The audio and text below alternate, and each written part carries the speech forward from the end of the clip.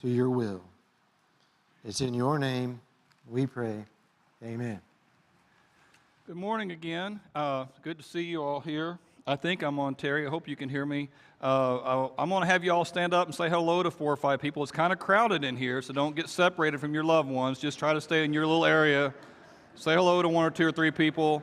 Come back.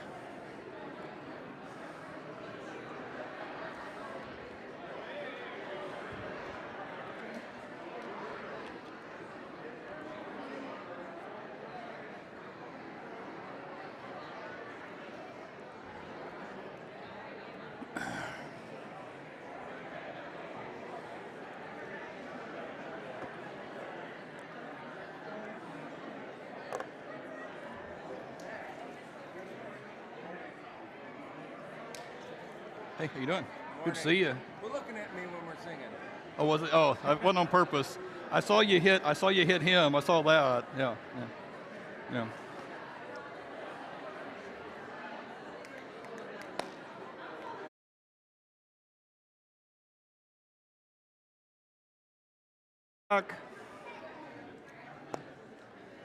Come back. Hopefully nobody got separated from their loved ones and split apart there. We are in the middle of a series of sermons looking at the full life. We started talking a few weeks ago about a verse in particular that Jesus kind of stood out to us. When staff, we were talking about it ahead of time, making a series of sermons, and this verse came up. Jesus says that I've come to give people life. And he points out there's an alternative vision. I mean, I think the devil certainly wants to kill and steal and destroy, but Jesus comes to give us life and a life abundant, a life to the full, to the max, is the idea. And so we've been looking over the last couple of weeks about what that might look like. And a couple of weeks ago we talked about kids and family and how important that is, and you could leave that sermon thinking, well, okay, I guess the big thing is just I got to start taking care of kids or family. But then the next week we came back and we talked about relationships. Like you've got to, kind of what Chris is alluding to there. Last week we hit on that. Don't be antisocial. Don't be keeping distance. That the relationships are what heals us. And really, it's not just the Bible that points that out. I mean, every modern psychologist and we read a newspaper article out of the New York Times that kind of made that same conclusion. And I think it's just the truth. And so we talked about that. So you might have came out of that week and thought, well, okay, it's not so much about the kids, but it's just about, me personally getting relationships. And it's all of it. It's all of it.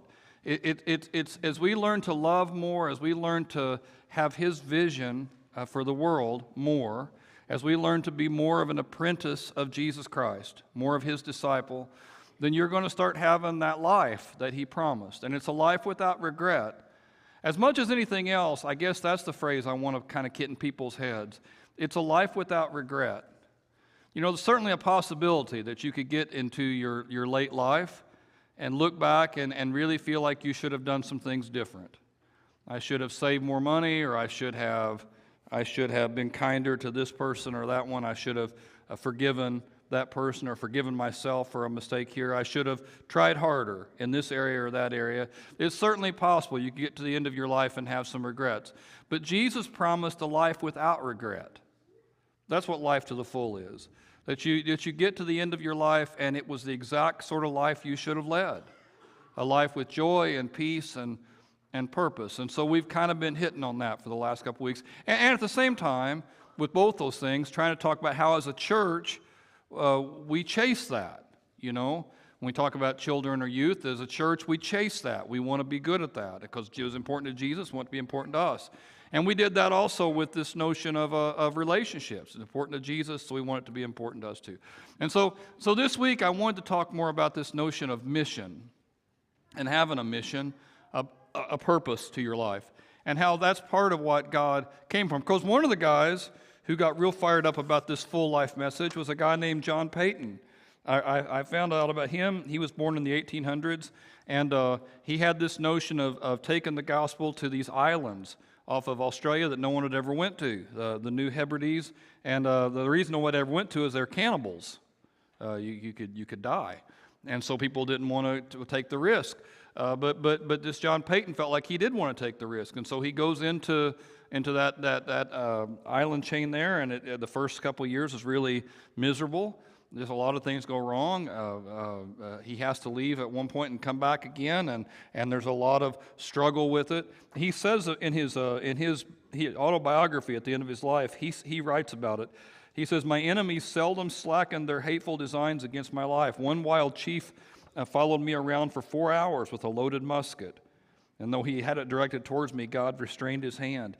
I spoke kindly to him, and I attended to my work as if he wasn't there. I was persuaded that God wanted me there and would protect me until my time was finished. Looking up in unceasing prayer to Jesus, I left it all in his hands and felt immortal until my work was done. Trials and hairbreadth escapes strengthened my faith and seemed only to nerve me for more to follow, and they did tread swiftly upon each other's heels." Now you read this, and you think, well, that doesn't sound like life to the full, trials and hairbreadth escape. I read about another person, Amy Carmichael, and she was a lady in the late 1800s, early 1900s, and she had a heart for missions. She wanted to go to a mission field, but she had really bad health. And she had applied to a mission organization. They said, we just can't take you. We're afraid you can't do it. And so she went to India. She lived in England, and she went to India for her health, because India was part of the English Empire there, and go to a warmer climate, and hopefully that would help her with her health. And when she got there, she saw abandoned children. One of the things that you could do in India then was take your child to the temple and give it to the temple, and they would turn it into a sex slave of sorts. And people did this to children, to their own children. And one girl had ran away from the deal and ran back to her mother, thought her mother would surely take her back once she saw how awful it was, but her mother didn't take her back to her house. She took her back to the temple. And she ran away a second time and didn't know where to go, and she finds this Amy Carmichael, who's in India for her health, and she finds out about all this awfulness that's going on. And so she starts taking the kids in. You know, she starts rescuing them, and she rescues thousands of them.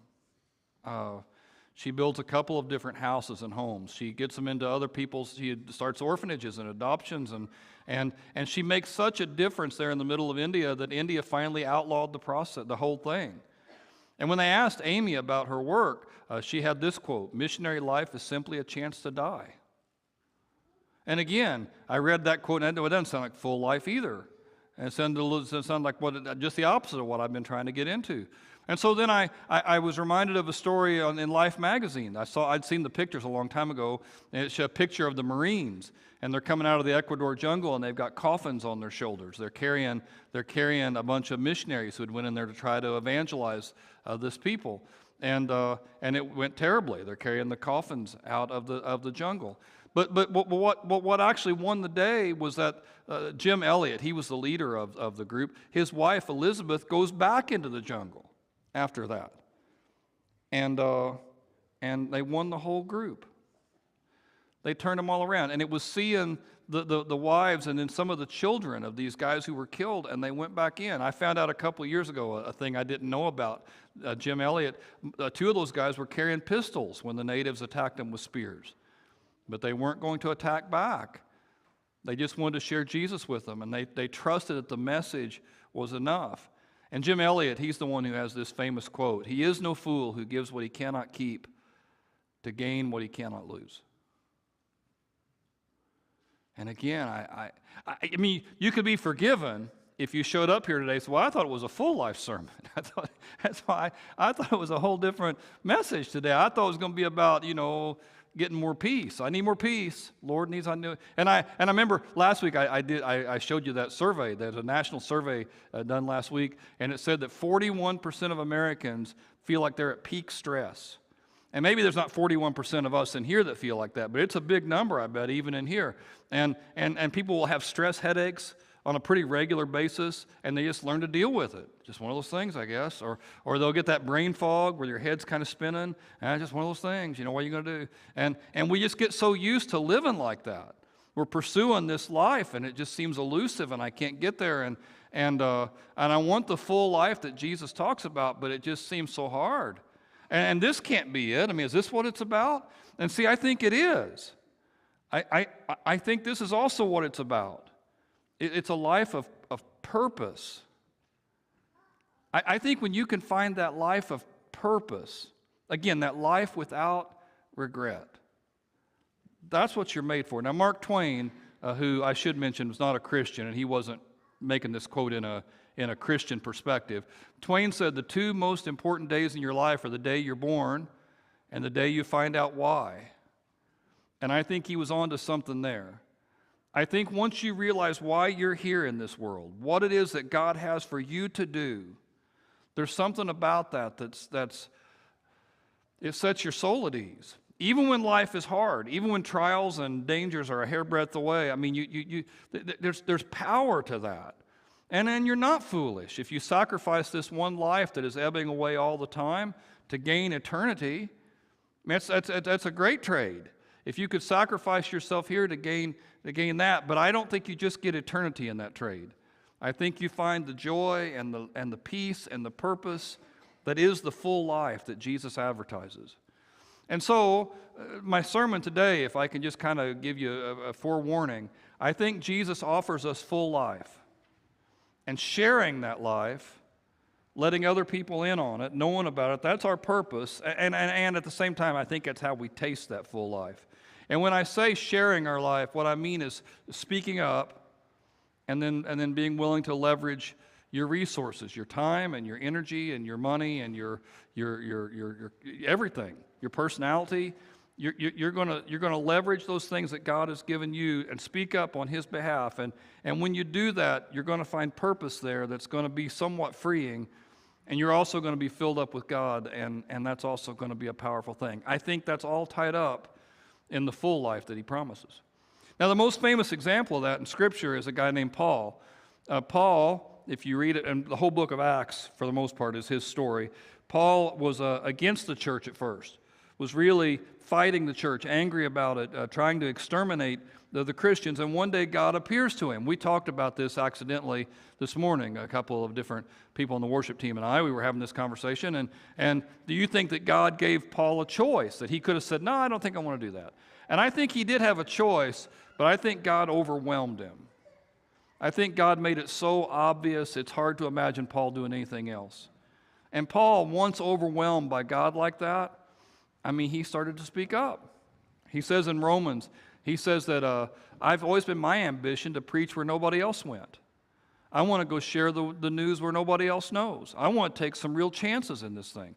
And when you read about Paul's life, those kinds of chances, that hurts. I mean, in one place they beat on him, in another place they throw rocks at him until they think he's dead. I mean, he's thrown in jail.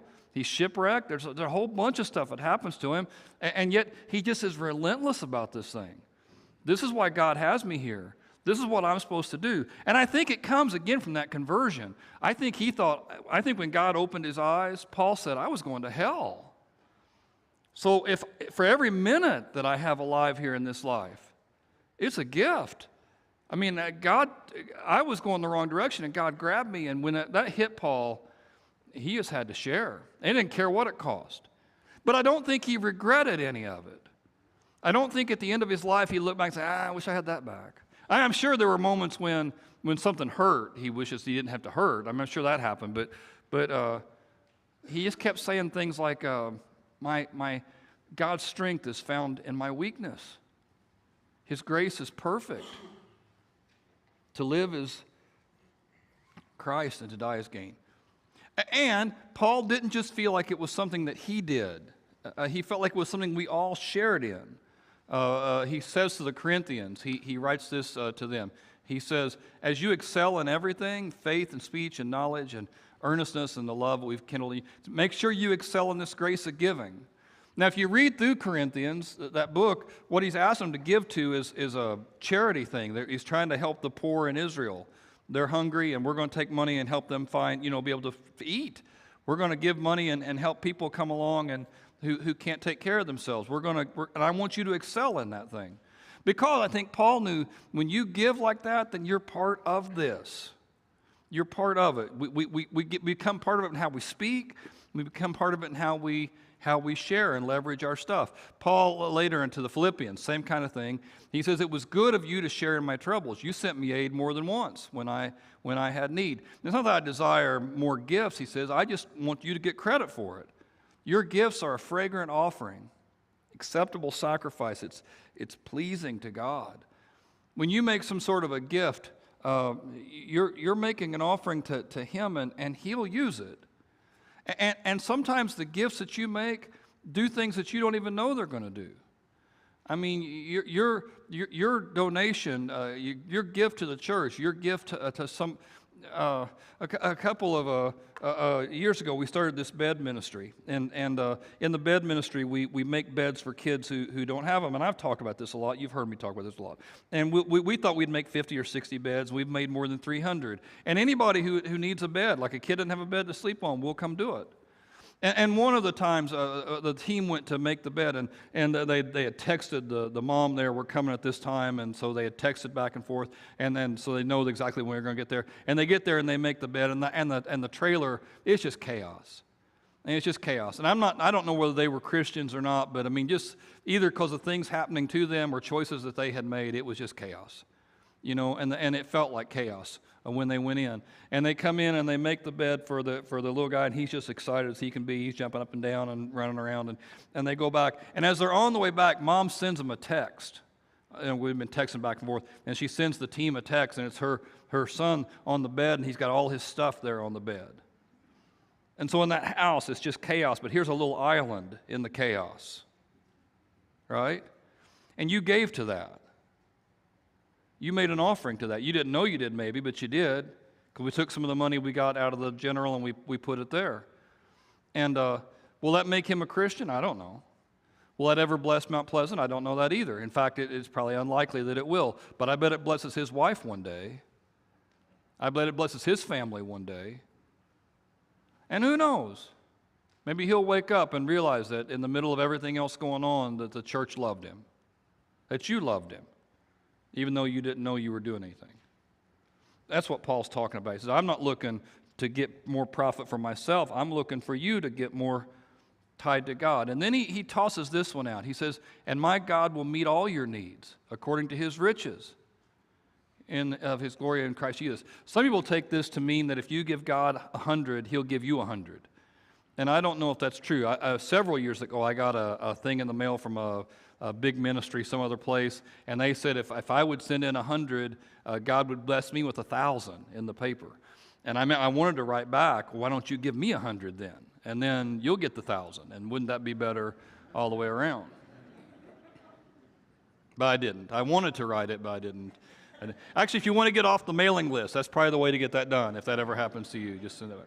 But I don't think it works that way. I don't think that's exactly what he's saying here. I think what he's saying is that when you are generous with God, he will keep your head above water, and he's going to bless you inside. The richest man in the world doesn't need anything, whether that's Elon Musk or just somebody down the street. If you don't need anything, then you're rich. If you're not worried about the future because of your finances, then you're rich. And a person whose heart is right with God financially, he meets all their needs. There's a power in this thing that can be missed. It's a full life kind of thing. And again, with this Philippian church, that's who Paul's writing to. When they donated, when they gave, when they contributed, Paul says God will use it in ways you can't even imagine. And I think that's still true. One other verse from Paul, and this is kind of a few verses here, but this is where I want to focus most of our time this morning. Paul talks about in Romans 10, he says, everyone who calls on the name of the Lord will be saved. So if we can just real fast make sure we understand. This is the good news.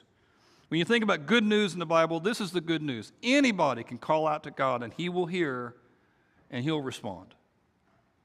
Well, you think, well, not me, not for all the stuff I've done. I remember talking to somebody a long time ago who had been a Christian as a kid, but it had been a long time, you know, and now they're an older adult, and they hadn't been to church in years and years and years. And they had made a lot of bad decisions between being a kid and being an adult and what's going on.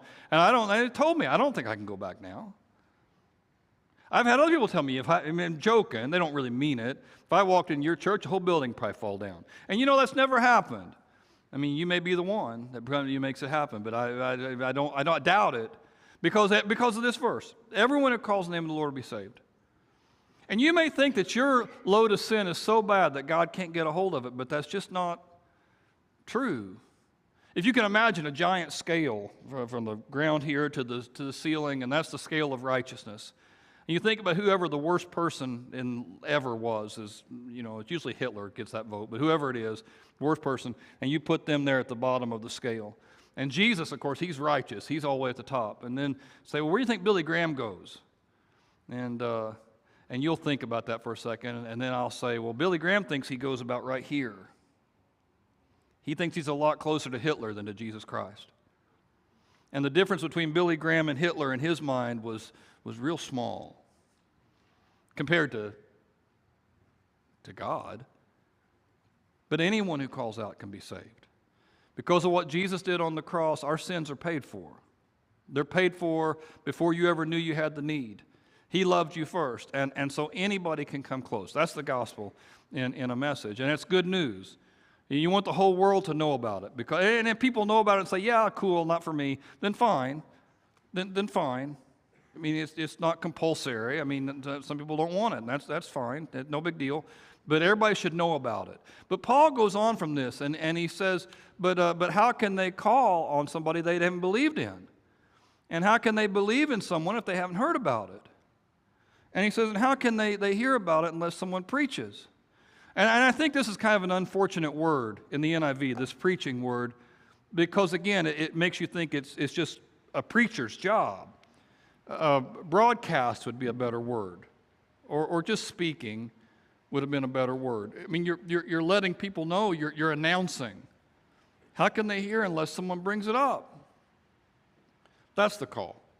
I talked about this last week when we were talking about relationships and antisocial and social. When we were talking about that last week, the way the building's designed is designed so that you can look at the back of the head and the person in front of you. No one has to look at you except for me. And people fight as hard as they can to get as far away from me as they can, right? Back rows fill up first. Get as far, I don't want you to look at, because we worry about that sort of thing, right? When anybody want to slide in, enjoy church, slide out. And I don't. If you did that today, don't feel bad. I do that sometimes. I'm paid, so it's harder for me. But people do that. Don't feel bad about it. It's one of those things. And but the way the room's set up, right? You could think that the main thing about this thing is the show, whatever happens on stage, right? That's the main thing, and that's not really the main thing. What we have found as a church is that the most effective way to reach people is not for me to speak better, but for people in the church to bring it up and talk to their friends about it, and talk to their family about it, and invite people to church. We could put my name on a sign. Come here, Jeff Huddleston, speak, and I promise it won't fill the room. It won't. But they'll come when somebody brings it up and they talk about it. And again, not because of anything that I'm doing, it's because of that friend. I know there's some churches that spend a ton of money on advertising, and that's not a bad thing. I mean, we advertise occasionally on different things. But we've not found advertising is very effective in terms of getting people to make a decision for Jesus. The most effective thing that we've found is that people speaking up. And so I want you to know that's one of your jobs. And whether you're good at that or bad at that really isn't even the issue. If you're bad at it, then do it badly. But that's part of what we do. How are they going to know unless somebody says something? And then he puts this last thing in, and how can people know unless they're sent? And now the sent thing is twofold. You're sent by God. Part of the sent is that God sends you. God sends you, and he calls you, and so if you're called by God, then go do it. And the breakdown, if you think of it that way, is the preaching. God calls me to go do it, I just don't do it, right? But I think the sent thing can be a little bigger than that. We send people too. We send people with our gifts and our offerings. We like that bed ministry, we get into different homes, and we're able to talk about things and make a difference in things because of the money we donate. When you give a little bit of money to the church, we send some of that money to help some of the adults who wanted to be youth sponsors and go to different programs and camps and concerts and different things. And maybe somebody in one of those youth programs will become a Christian because of that sponsor being able to take the time to do it. And you paid for that. You did that. You paid for the curriculum that the kids are studying downstairs. You paid for for the church building that we're standing in. And when people come into this place and they hear it, that's because, at least at some level, you did something. You made some sort of a difference. And when we do that, when we make those kinds of decisions, when we operate in that way, people hear the good news that anybody can call out. And Paul finishes with a little quote from Isaiah, and I want to talk about this more in a little bit, but he says, "How beautiful are the feet of those who bring good news." You know, when you make that decision and you agree to be the one to run it out there and to share it with people, that's a beautiful thing. That's a glorious, powerful, awesome thing, and God thinks it's beautiful. And like I said, I want to talk about this more in a little bit, but so how as a church do we do that? Okay? As a church, if this is what God feels like and this is what we're supposed to do and we're supposed to share it and take it out, well, how as a church do we do that? Well, we do a couple things. First of all, we take 10% of all the money that comes in here and we send it out. We ask you to tithe, and then we tithe what you tithe. So it's like, you know what I'm saying. And so we send 10% of that out. We sponsor a missionary in Thailand who's the missionary group has been there for 100 years, making fantastic difference in Burma, Thailand. We sponsor a group in India in a pretty dark area there where there's a lot of Hindu and Muslim persecution, and they're doing the best they can to share Christ's light over there. We take some of your money and we send it to lots of different places where maybe it can make some sort of a difference. We spend a lot of money here in town. We laid aside $15,000 to donate to different charities in town that might have a need, just extra, things that come up. We want to make sure that we can help people who need help in town, and when you donate, that's where it goes. And again, I don't know if you'll ever see all the benefit of that, but as a church, we think it's important that we give like that. We think it's important that we share like that. We want to do that in here. We want to do that with our programs. We want people to know the good news, and we kind of structure ourselves to set up that way. And I want to challenge you to do that. I want to challenge you three things. The easiest is I just want to challenge you to speak up a little bit more. Share what you think and believe with other people. Chris was right in the meditation. We live in a very tribalistic time. But I notice that people are not scared to speak up about gun control if they feel strong about it. People aren't scared to speak up about a Trump or Biden or a Kamala. They're not scared to have a thought about that in public. People aren't scared to have a thought about the Colts in public, and they're terrible, right? People will get in big fights about the Colts, and they're awful, and share and get real mean and hateful about it. But then when it comes to your faith, which is, it's eternity we're talking about.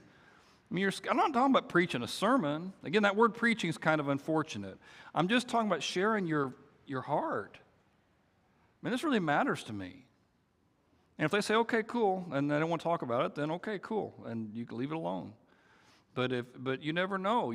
Sometimes you put a hook in the water and it leads to a longer conversation, and that's a good thing. So that's the first thing. I don't want to challenge you to do it. I think as you do that more and more and more often, certainly you're not going to get the kind of persecution that John Tatum or Amy Carmichael or Jim Elliott went through, but you'll be part of the same chain, and you'll feel the same purpose, and there's something beautiful about that. I want to challenge you on that. I want to challenge you, too, to give, and to give consistently. The biblical standard in the Old Testament, and I think it's affirmed in the New, is a 10% deal. But whether you feel like you can give 10% or not, it's not really my concern. Just be consistent. If all you can do is a 20 a month, then do 20 a month. You've got to pay your bills, and I understand that. Do what you got to do. But when you're consistent with that and you trust God with just that little bit amount, whatever that little bit amount is, I think God blesses that. And it's not too early to start. Because and again, I always feel like I have to mention, if you feel like, oh, I see, he's saying that because he gets a little slice of that, don't give it here then. There's lots of great missions in town. And there's lots of great missions in the world. There's other churches that need it. It's not about even giving it here. It's just about you giving. And when you give it here, we'll try to use it the best we can to reach out to folks. But I want to challenge you to be consistent in this thing. When you give, when you donate some of your hard-earned money, at some level, you're donating your life to this thing. If your work pays you $20 an hour and you give $20, at some level, you've given an hour of your life to this. And that's powerful, right? I mean, that's a beautiful thing. And so I want to challenge you on that. And I want to challenge you if you have a heart for the bigger outreach stuff. And this is going to be a much smaller percentage of the total group, so don't feel bad if this is not you. But if you've got a heart for that, I want us to reach groups that, like Paul, an ambition. I want to reach groups that, nobody's reaching. I want to start new things. Let me know about that. Either outside in the foyer or send me a note or call me. We're trying to get a missions team together over the next few weeks. And if that's something that kind of sparks some interest in you, let me know about that. Because I need a few of you to help me help us get better at this thing. Okay, this verse. I want to do one more thing on this verse, just to finish up. When I first read the verse, getting to the end of the deal, it seemed like a strange thing to say. If you were in the church and you say, "Hey, I'm trying to share God's word," I probably would not say, "How beautiful are your feet?" Right? I mean, that probably wouldn't be where I'd go first. So it seemed like a strange thing. So I thought, well, maybe there's a weird Hebrew thing there. Maybe Hebrews said that to one another. There's a thing I don't know about in the Bible. People said that. So I looked it up and I dug around into it. And it comes from something in Isaiah, the quotes from Isaiah. And Paul, probably who writes the letter, assumes that people would know about that. But I didn't know about it, so you might not know about it either. So I'll just tell you what it is. He says, in Isaiah, when Babylon came and rolled over Jerusalem, and they conquered it, a lot of the Israelites were like, maybe God's forgot us. Maybe God's can't be trusted. Maybe God's up to no good. The Babylonians have come and knocked our city down, and where's God? And Isaiah, through the whole book of Isaiah, he's been telling them, God's not left you. You've left God. You've wandered away from God. You've wandered away from His grace and His protection and His provision, and what's happening now is what happens when you run away from God. But God's not ran away from you. And then he sings this song. It's in Isaiah 52. He tells this little story. And there's a watchman up on the wall, and he's looking out, of Jerusalem. And Jerusalem's all broken down. And he sees a runner coming. And the runner's coming with good news. And the good news is our God reigns. But good news. And when the runner comes in, you can picture that he's been running. I mean, they didn't have great shoes then. I mean, it was thousands of years ago. And maybe he's barefoot, or maybe he's just in really bad leather sandals or whatever. And he comes in, his feet are all cut up, and he just, it's been hard to get there. It's painful to run all that way. And he comes in, he's all bloody and beaten up. And the people say, "How beautiful are the feet, because you brought this message to us. You sacrificed, and the sacrifice was part of the beauty of it." And the people would all cheer, and that's where it comes from. And the message, the good news, was our God reigns. And when you see that phrase, good news, in the New Testament, it's a Greek word. It's evangelon, which we get evangelism from. Sometimes it's translated gospel, if you look at more of the Latin stuff there. And the gospel is the stories of Jesus. Matthew, Mark, Luke, and John are the four gospels. So how beautiful are the feet of those who bring the gospel, of those who evangelize, of those who tell us about that everyone can know the Lord. That's the message. And Jesus, of course, is the ultimate good news. And when he came into the city, on the triumphant entry, when he comes in and they're all cheering and everything, a lot of people, including the disciples, thought, well, this is it. That prophecy that Isaiah made all those years ago about the king coming back, this is it. We're seeing it happen. And Jesus comes into the city, and the city's all cheering, and there's the 12 disciples, and everybody's so excited. But there's enemies who don't like the light. They don't like it. They don't like what he's saying. They don't like what Jesus is talking about. They don't like Jesus, for that matter. And so all week long, they're plotting. And by the end of the week, he's on a cross. And he kind of lets it happen. Ananias is the high priest, and Caiaphas, and they give him chances to repent, and he doesn't take those chances. Pilate gives him a chance, the Roman governor, and he doesn't want to. He's ready to die. He kind of lets it happen. And the feet that brought good news have a spike driven through them. And it's beautiful.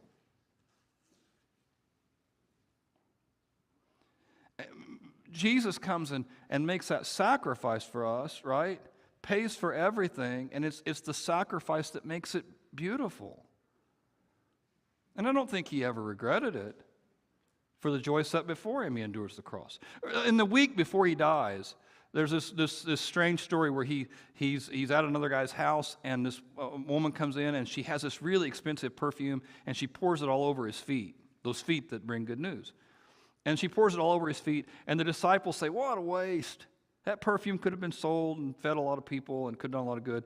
And he's accepting from her almost worship that a king would get or that God would get, and people are offended by that. And Jesus corrects them. And I don't know if the woman really understands what she's doing, but Jesus knows what even if she doesn't know, he knows. This sacrifice is for me. I'm getting ready to, she sees it. And whether she actually totally saw it or not, I don't know, but he says she gets it. And wherever they talk about the gospel, they're going to talk about what she did. It's a cool story. And then again, a feet thing, which is tied in to my thinking. And I can imagine that woman, years and years later, Jesus had been on the cross and came back, and the church started, and it's decades later. She's an old woman. And I don't know how much money she had. Maybe she had a lot or a little. We don't know. We don't know anything about her. She never mentioned again after this story. But I don't think she ever regretted being wasteful to Jesus. Sure wish I had that money back now. I don't think that's how it works. Because when you live that life of purpose, right, it's not foolish to sacrifice what you can't keep to gain what you can't lose. It's not foolish. It's beautiful. So my challenge to you is that you make a decision to run hard in that life of purpose and speak up and give to it and give your heart to it and really throw yourself into it. You won't ever regret it. Let me pray with you. Dear Lord God, I thank you for this group. I pray, Father, for them. And as we come into this place and we finish up this time together, God, the weight of the moment, is on us. So I pray for the crowd that's here. And I ask you, God, to look after them. And if there's anybody here, God, who needs to draw close to you, I pray you give them the courage to take a step forward. And that, God, you remind us, everyone, that the gospel, the good news, is for everyone. That anyone who calls out to you is going to be heard, is going to be lifted up. In Jesus' name, amen.